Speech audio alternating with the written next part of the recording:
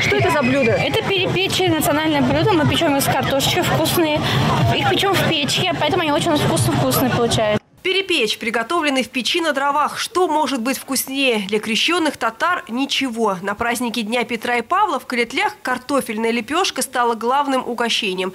Трехнедельный Петров пост закончился, а значит, можно себе ни в чем не отказывать.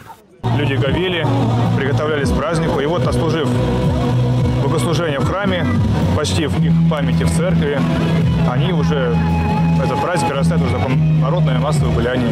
На народные гуляния в честь святых Петра и Павла собрались не только жители деревни Клятли, но и гости со всей России. Рустем Ямалиев, выходец из Нижнекамска. 20 лет живет в Москве, возглавляет там штаб татар. С собой мужчина привез сельчанам необычный подарок – барана с московской пропиской. Он, значит, видите, очень себя независимо, очень себя гордо ведет, потому что он москвич, коренной москвич.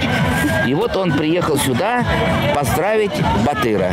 А еще татары Москвы передали храму святых апостолов Петра и Павла 2 старинные иконы, одну из которых более 180 лет. Их повесят в церкви, чтобы каждый прихожанин мог приложиться к святым образам. Вообще же в этот день на празднике было много подарков и долгожданных встреч. Самый любимый – это праздник мой.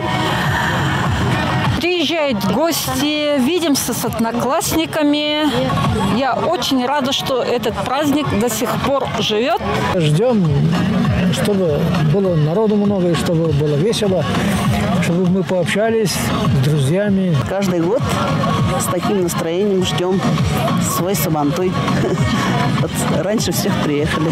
Театрализованный пролог, выступления вокальных и танцевальных коллективов города, национальные состязания, борьба – все это ждало гостей праздника Дня Петра и Павла. Праздник Петров день для многих отличное место для встречи с родными и одноклассниками. А вот для Камиля сегодня это особенный день. Он приобрел себе друга. Расскажи, пожалуйста, о нем, кто это? Это черепашка, как ее зовут Буля. 8-летний Камиль признался, этот день Петра и Павла запомнит на всю жизнь. Впрочем, как и черепашонок по имени Бумер. Ведь именно сегодня он обрел новый дом.